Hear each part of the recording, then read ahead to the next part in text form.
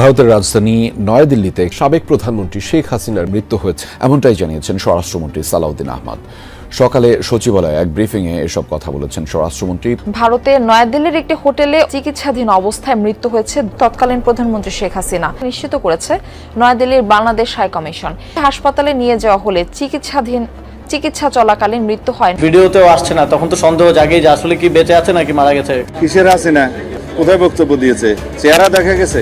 শেখ হাসিনা মারা গেছেন। শেখ হাসিনা আর বেঁচে নেই, শেখ হাসিনা মারা গেছেন। তাকে কোনো একটা হাসপাতালের ফ্রিজে তার দেহ রাখা হয়েছে। শেখ হাসিনা যে সংবাদ সম্মেলন করলেন, সেই সংবাদ সম্মেলন আসলে শেখ হাসিনা করেনি, এটা এআই প্রযুক্তির মাধ্যমে তার কণ্ঠ প্রতিস্থাপিত করা হয়েছে। কিসের হাসিনা কোথায় বক্তব্য দিয়েছে, চেহারা দেখা গেছে। ভিডিওতেও আসছে না, তখন তো সন্দেহ জাগে যে আসলে কি বেঁচে আছে নাকি মারা গেছে।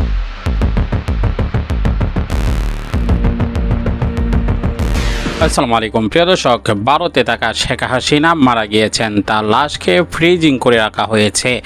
অবশেষে সকল সত্যতা সামনে এসেছে, যা রীতিমতো আপনাকে অবাক করে দেবে।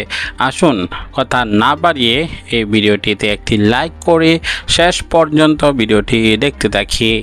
যে নেত্রীর একটি মাত্র নির্দেশনার দিকে একসময় তাকিয়ে থাকতো পুরো একটি দেশ, যার হুঙ্কারে কেঁপে উঠত রাজনীতির মাঠ, সেই শেখ হাসিনা আজ কোথায়? তিনি কি আদৌ বেঁচে আছেন নাকি নীরবে নিভৃতে পৃথিবী থেকে বিদায় নিয়েছেন? 5ই আগস্টের পর থেকে তার কোনো দৃশ্যমান উপস্থিতি নেই। পর্দার আড়াল থেকে ভেসে আসা দু একটি অডিও ক্লিপ ছাড়া আর কিছুই প্রকাশ্যে আসেনি। আর ঠিক এখান থেকেই জন্ম নিয়েছে এক বিশাল রহস্যের, যে রহস্যের জাল ছড়িয়ে পড়েছে দেশের আনাচে কানাচে, চায়ের কাপ থেকে শুরু করে ক্ষমতার শীর্ষস্তর পর্যন্ত। শেখ হাসিনার বেঁচে থাকা নিয়ে এই যে ধোঁয়াশা, তা নিছক কোনো সাধারণ মানুষের জল্পনা কল্পনা নয়। স্বয়ং সাবেক অন্তর্বর্তীকালীন সরকারের গুরুত্বপূর্ণ ব্যক্তিরাও এখন প্রকাশ্যেই এই প্রশ্ন তুলছেন। বৈষম্য বিরোধী ছাত্র আন্দোলনের অন্যতম মুখ এবং এনসিপি নেতা আসিফ মাহমুদ সরাসরি সন্দেহ প্রকাশ করেছেন। তার মতে, অনলাইনে আসার কথা বলেও শেখ হাসিনা কেন শুধু অডিওতে সীমাবদ্ধ থাকছেন? কেন তার চেহারা দেখা যাচ্ছে না? একই সুর শোনা যাচ্ছে বিএনপির স্বরাষ্ট্রমন্ত্রী সালাউদ্দিন আহমেদের কণ্ঠেও। তিনিও প্রশ্ন তুলেছেন, কিসের হাসিনা? তার চেহারা কি দেখা গেছে? রাষ্ট্রের শীর্ষ পর্যায় থেকে যখন এমন সংশয় প্রকাশ করা হয়, তখন সাধারণ মানুষের মনে ভীতির সঞ্চার হওয়াটা স্বাভাবিক। সামাজিক যোগাযোগ মাধ্যম তো রীতিমতো তোলপাড় চলছে। সম্প্রতি একটি পোস্ট ভাইরাল হয়েছে, যেখানে দাবি করা হচ্ছে গত বছরের 19 ডিসেম্বরই নাকি শেখ হাসিনা মৃত্যুবরণ করেছেন। ভারতের প্রধানমন্ত্রী নরেন্দ্র মোদীকে উদ্দেশ্য করে সেই পোস্টে বলা হয়েছে, খবরটি সত্যি হলে তাকে যেন যথাযথ মর্যাদায় সৎকার করা হয়, আর মিথ্যা হলে যেন প্রমাণসহ তার ভিডিও প্রকাশ করা হয়। কিন্তু ভারত সরকার বা শেখ হাসিনার পরিবারের পক্ষ থেকে এর কোনো জবাব আসেনি। এই নীরবতা যেন সন্দেহের আগুনে ঘি ঢেলে দিচ্ছে। অনেকেই মনে করছেন ইন্টারনেটে ছড়িয়ে পড়া এই অডিওগুলো আসলে কৃত্রিম বুদ্ধিমত্তা বা এআই প্রযুক্তির সাহায্যে তৈরি করা, অর্থাৎ ডিপফেক ভয়েস ব্যবহার করে কর্মীদের চাঙ্গা রাখার একটি ব্যর্থ চেষ্টা চালানো হচ্ছে। কারণ অডিওগুলোতে স্বাভাবিক কথোপকথনের যে প্রাণবন্ত দিক থাকে, তা নাকি পুরোপুরি অনুপস্থিত। মনে হচ্ছে যেন কেউ আগে থেকে লিখে দেয়া কোনো স্ক্রিপ্ট রোবটের মতো পড়ে যাচ্ছেন।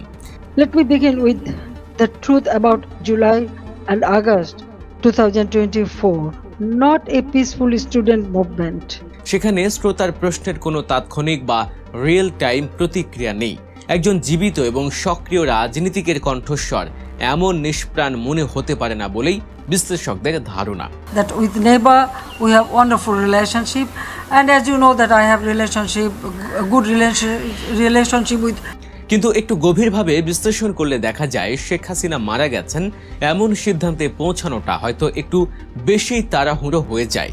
তার আড়ালে থাকার পেছনে মৃত্যুর চেয়েও অনেক বেশি ভয়ঙ্কর এবং জটিল কিছু কারণ লুকিয়ে আছে। আর সেই কারণটি হলো কঠিন রাজনৈতিক এবং আইনি বাস্তবতা। জুলাই আগস্টের গণ অভ্যুত্থানে যে হাজারো প্রাণ ঝরে গেছে, তার দায়ভার সরাসরি শেখ হাসিনার কাঁধেই পড়েছে। আন্তর্জাতিক অপরাধ ট্রাইব্যুনাল বা আইসিটি এর মধ্যে সেই হত্যাযজ্ঞের দায়ে তাকে মৃত্যুদণ্ডের আদেশও দিয়েছে। শুধু তাই নয়, বাংলাদেশ সরকার আনুষ্ঠানিকভাবে ভারতের কাছে তাকে ফেরত পাঠানোর জন্য আইনি প্রক্রিয়া শুরু করেছে। এখন শেখ হাসিনা যদি জনসম্মুখে আসেন, ভিডিও বার্তা দেন বা রাজনৈতিকভাবে সক্রিয় হওয়ার চেষ্টা করেন, তবে তার আইনি জটিলতা বহুগুণ বেড়ে যাবে। এখানেই চলে আসে ভূরাজনীতির এক সূক্ষ্ম এবং জটিল চাল। ভারত সরকার এখন এক চরম উভয় সংকটের মধ্য দিয়ে যাচ্ছে। একদিকে শেখ হাসিনা তাদের দীর্ঘদিনের পরীক্ষিত বন্ধু, অন্যদিকে নতুন বাংলাদেশের সাথে সম্পর্ক টিকিয়ে রাখার চাপ। বাংলাদেশ যখন বন্দি প্রত্যর্পণ চুক্তির আওতায় হাসিনাকে ফেরত চাইছে, ভারত তখনও আনুষ্ঠানিকভাবে হ্যাঁ বা না কিছুই বলছে না, কারণ এই চুক্তির ভেতরেই একটি ফাঁক ফোঁকর রয়েছে। চুক্তি অনুযায়ী কোনো অপরাধ যদি রাজনৈতিক প্রকৃতির হয়, তবে ভারত চাইলে প্রত্যর্পণ বাতিল বা বিলম্বিত করতে পারে। নয়াদিল্লি ঠিক এই আইনি সুযোগটাই কাজে লাগাচ্ছে। তারা বিষয়টিকে একটি রাজনৈতিক মোড়ক দিয়ে দীর্ঘ সময়ের জন্য ঝুলিয়ে রাখার কৌশল নিয়েছে। কিন্তু ভারত তাকে আশ্রয় দিলেও তাকে স্বাধীনভাবে কথা বলার সুযোগ দিচ্ছে না কেন? এর উত্তর লুকিয়ে আছে কূটনীতির গভীর সমীকরণে। শেখ হাসিনা যদি ভারতের মাটিতে বসে বাংলাদেশের নতুন সরকারের বিরুদ্ধে ক্রমাগত উস্কানিমূলক কথা বলতে থাকেন, তবে তা ঢাকা ও দিল্লির মধ্যকার কূটনৈতিক সম্পর্ক তলানিতে গিয়ে ঠেকবে। ভারত কখনোই চাইবে না বাংলাদেশের মতো একটি গুরুত্বপূর্ণ প্রতিবেশীকে পুরোপুরি শত্রুতে পরিণত করতে। আবার শেখ হাসিনাকে যদি ভারত সরকার জোর করে পুরোপুরি চুপ করিয়ে দেয়, তাহলে তার রাজনৈতিক আশ্রয়ের শর্ত নিয়ে আন্তর্জাতিক মহলে প্রশ্ন উঠবে। তাই নয়াদিল্লি বেছে নিয়েছে একটি সতর্ক এবং নিয়ন্ত্রিত মাঝপথ। তারা হাসিনাকে আশ্রয় দিয়েছে ঠিকই, কিন্তু তার মুখ আক্ষরিক অর্থেই বন্ধ করে রেখেছে। শেখ হাসিনা এখন ভারতের হাতে একটি রাজনৈতিক দাবার ঘুঁটি ছাড়া আর কিছুই নন। এবার আসা যাক শেখ হাসিনার নিজস্ব হিসেব নিকেশে। তার বয়স এখন ৭৮ ছুঁই। এই বয়সে একজন মানুষের শারীরিক ও মানসিক শক্তি স্বাভাবিকভাবেই কমে আসে, কিন্তু তিনি খুব ভালো করেই জানেন বাংলাদেশে ফিরে আসার অর্থ হলো সরাসরি ফাঁসির দড়ির মুখোমুখি হওয়া। আন্তর্জাতিক ট্রাইব্যুনালে মৃত্যুদণ্ডের রায় মাথায় নিয়ে স্বেচ্ছায় দেশে ফেরার মতো বোকামি তিনি করবেন না। এটা যে কোনো রাজনৈতিক বিশ্লেষকই চোখ বন্ধ করে বলে দিতে পারেন। আইনিভাবে রায়ের বিরুদ্ধে আপিল করার সুযোগ হয়তো তার আছে, কিন্তু বর্তমান বাংলাদেশের যে উত্তাল রাজনৈতিক পরিস্থিতি, সেখানে সেই আইনি লড়াইয়ে জেতার সম্ভাবনা শূন্যের কোঠায়। তাই দেশে ফিরে বিচারের মুখোমুখি হওয়ার চেয়ে ভারতের মাটিতে এক প্রকার গৃহবন্দী বা নিয়ন্ত্রিত জীবনযাপন করাকেই তিনি নিজের শেষ নিয়তি হিসেবে মেনে নিতে বাধ্য হয়েছেন।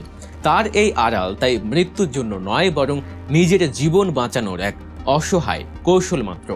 শেখ হাসিনার এই রহস্যময় অন্তর্ধান এবং নীরবতা সবচেয়ে বড় আঘাত এনেছে তার নিজের দল আওয়ামী লীগের উপর। গত এক দশকেরও বেশি সময় ধরে দলটি পুরোপুরি একক ব্যক্তি এবং পরিবার কেন্দ্রিক হয়ে পড়েছিল।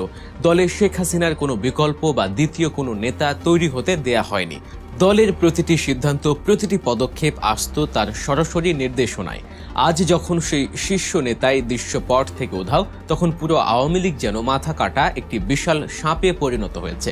দলের ভেতরে এখন চরম নেতৃত্ব শূন্যতা বিরাজ করছে।